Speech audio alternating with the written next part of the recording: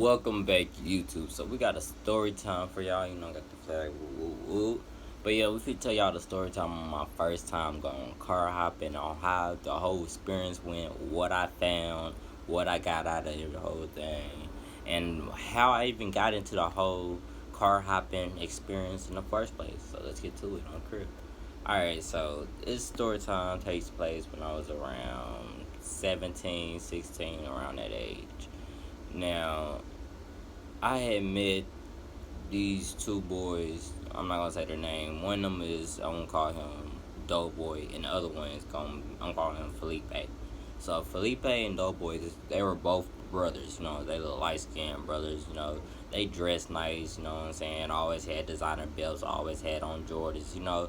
Real deal. They always had money or weed. You know what I'm saying? Like they're real deal in the streets. Real deal doing that shit. You know what I'm saying?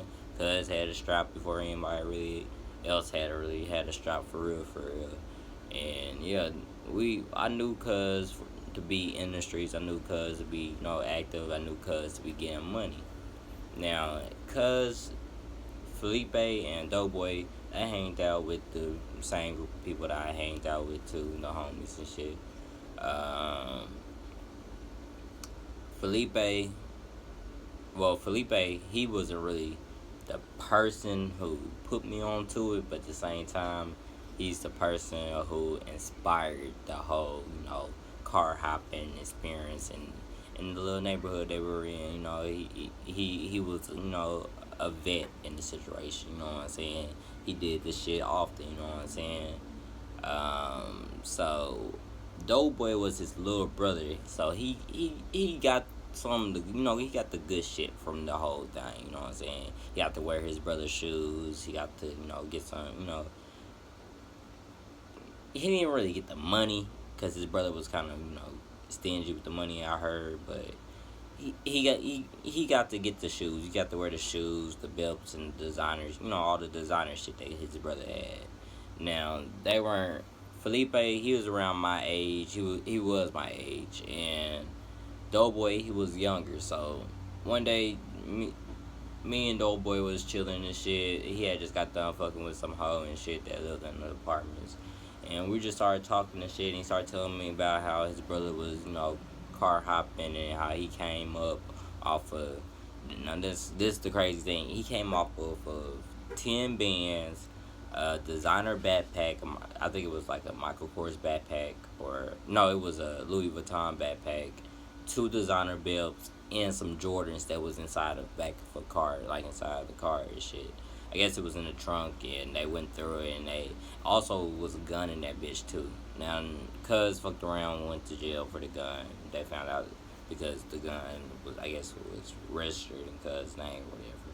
But yeah, he fucked around with the jail for that shit. But that's not the meat of the story. The meat of the story is Cuz hit for 10 bands. Bro, before anybody really had that type of money, like, bro, we were kids, for real, for real. We didn't really have that money, type of fucking money, for real, at that time. So, to me and Cuz, like, that shit was crazy as fuck. Like, Cuz said that his brother was kind of stingy with the money, so he didn't really get none of the money. But he got to keep some of the shoes and, the belts and shit like that.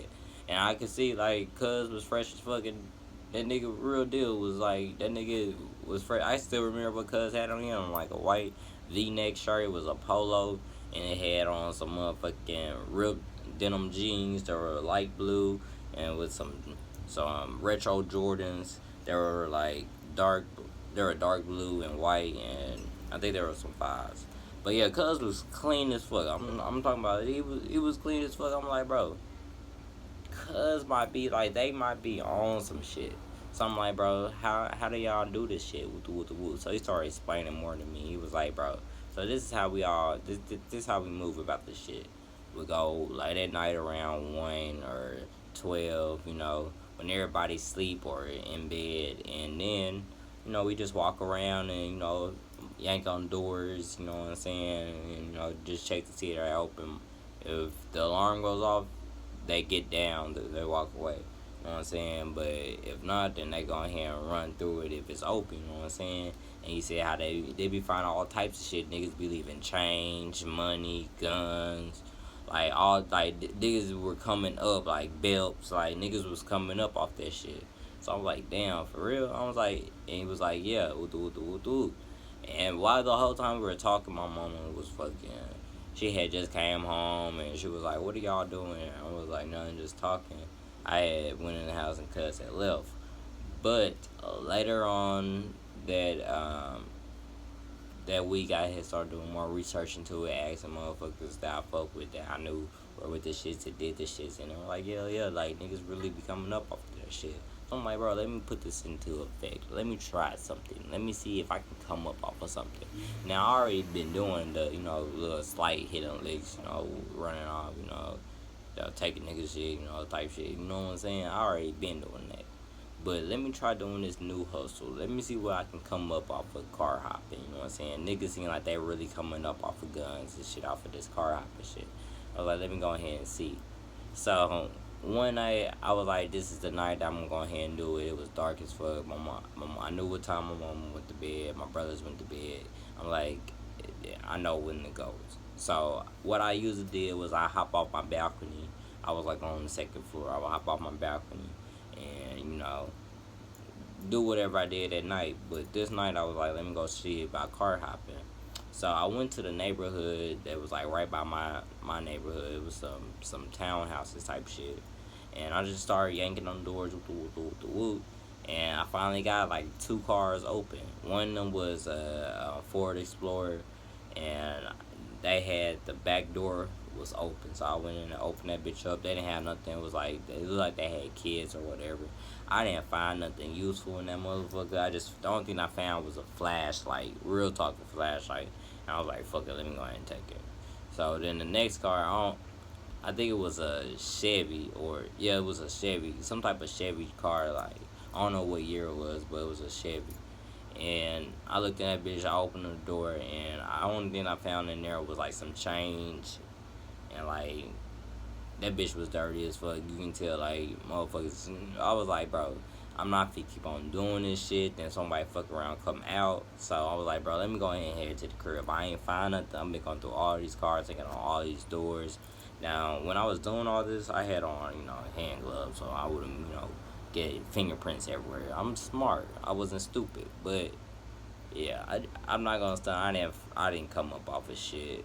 It was really just it was an experience for me. You know what I'm saying? It was a learning experience. I was like, bro, that is low key some petty ass shit, bro. Like I'm not even finna risk my life or risk going to jail for no bullshit, and I ain't coming off of nothing. You know what I'm saying? Like maybe these niggas just got lucky. You know what I'm saying? But find out my homeboy just recently got his Draco taken out his cars, and they came back and took his bullets and everything. So niggas still on that shit. That shit ain't dead. Niggas are still on that shit. It's just I don't know. Niggas are getting lucky. They finding the right niggas who got shit. Cause niggas that I was looking at, they didn't have shit in that shit. They had kids or whatever, nigga. I got the short hand on the stick, but yeah, that's my little story time on my time now. I went car hopping. See safe with pack on game.